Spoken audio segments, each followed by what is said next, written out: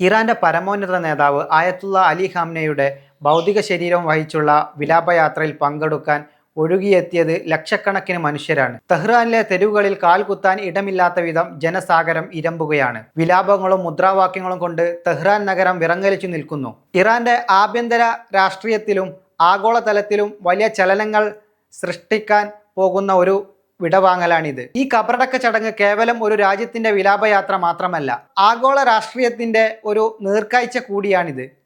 ലോകത്തിന്റെ വിവിധ കോണുകളിൽ നിന്നുള്ള പ്രമുഖ ഭരണാധികാരികളും നയതന്ത്രജ്ഞരും വിവിധ രാജ്യങ്ങളുടെ പ്രതിനിധികളും തെഹ്റാനിൽ എത്തിച്ചേർന്നിട്ടുണ്ട്. പാശ്ചാത്യ ശക്തികളോട് വിട്ടുവീഴ്ചയില്ലാത്ത നിലപാട് സ്വീകരിച്ചിരുന്ന ഒരു നേതാവിനോടുള്ള ആദര സൂചകമായി ഏഷ്യൻ അറബ് ലോകത്തെ പ്രമുഖ ശക്തികൾ തങ്ങളുടെ സാന്നിധ്യം ഇവിടെ ഉറപ്പിച്ചു കഴിഞ്ഞു. കടുത്ത സുരക്ഷാ വലയത്തിലാണ് തെഹ്റാൻ നഗരം. മിഡിൽ ഈസ്റ്റിലെ നിലവിലെ സംഘർഷഭരിതമായ അന്തരീക്ഷത്തിൽ ഈ ചടങ്ങിലേക്ക് ലോകരാജ്യങ്ങൾ ഉറ്റുനോക്കുന്നത് ഏറെ രാഷ്ട്രീയ പ്രാധാന്യത്തോടെയാണ്. ഈ വൻ ജനക്കൂട്ടത്തിനിടയിലും അന്താരാഷ്ട്ര പ്രതിനിധികൾക്കും ഇടയിൽ നിന്നും ലോക മാധ്യമങ്ങളും രാഷ്ട്രീയ നിരീക്ഷകരും ഏറെ കൂടുതൽ തിരയുന്ന ഒരു മുഖമുണ്ട്.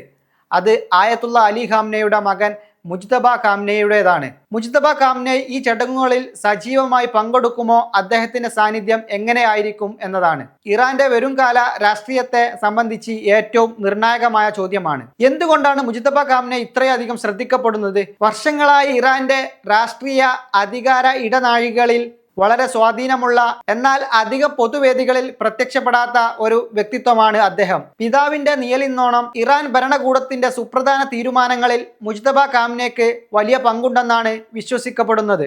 ഇപ്പോൾ പിതാവിന്റെ വേർപാടോടെ ഇറാന്റെ അടുത്ത സുപ്രീം ലീഡർ അഥവാ പരമോന്നത നേതാവ് ആരാകുമെന്ന ചർച്ചകളിൽ ഏറ്റവും മുന്നിൽ കേൾക്കുന്ന പേര് മുജ്തബ ഖാംനെയുടേതാണ്. അതുകൊണ്ട് തന്നെ ഇന്ന് തെഹ്റാനിൽ അദ്ദേഹം നടത്തുന്ന ഓരോ ചലനവും അദ്ദേഹത്തിന്റെ സാന്നിധ്യവും ഇറാന്റെ ഭാവി ഭരണാധികാരത്തിലേക്കുള്ള ഒരു സൂചന ആയിട്ടാണ് വിലയിരുത്തപ്പെടുന്നത്. ആയത്തുള്ള അലി ഖാംനെയുടെ വിയോഗം ഇറാനെ എത്തിച്ചിരിക്കുന്നത് വലിയൊരു രാഷ്ട്രീയ സന്നിധിയിലാണ്.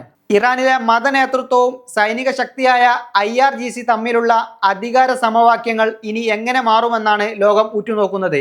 ഒരു വശത്ത് സാമ്പത്തിക ഉപരോധങ്ങളും മറുവശത്ത് പ്രാദേശികമായ തർക്കങ്ങളും ഇറാനെ വലക്കുന്നുണ്ട്. ഈ സാഹചര്യത്തിൽ ആഭ്യന്തരമായി ജനങ്ങളെ ഒന്നിപ്പിച്ചു നിർത്താനും ഭരണ തുടർച്ച സുഗമമാക്കാനും പുതിയ നേതൃത്വത്തിന് സാധിക്കുമോ എന്ന് വലിയൊരു ചോദ്യചിഹ്നമാണ്. മുജ്തബ ഖാംനെയുടെ നേതൃത്വത്തിലേക്ക് വരികയാണെങ്കിൽ അത് ഇറാനിൽ കുടുംബ വാഴ്ച ആരോപിക്കുന്ന പ്രതിപക്ഷ ശക്തികൾക്ക് ആയുധമാകുമോ എന്ന ആശങ്കയും ഒരു വിഭാഗത്തിനുണ്ട്. ഇറാന്റെ രണ്ടാമത്തെ പരമോന്നത നേതാവ് ചുമതലയേൽക്കുന്നത് വെല്ലുവിളികൾ നിറഞ്ഞ കാലഘട്ടത്തിലൂടെ അദ്ദേഹം ഇറാനെ നയിച്ചു. പാശ്ചാത്യ രാജ്യങ്ങളുടെ കടുത്ത ഉപരോധങ്ങളെ അതിജീവിച്ചും രാജ്യത്തെ ആണവ പദ്ധതികളുമായി മുന്നോട്ടു പോയതും അദ്ദേഹത്തിന്റെ ശക്തമായ തീരുമാനങ്ങളുടെ ഫലമായിരുന്നു.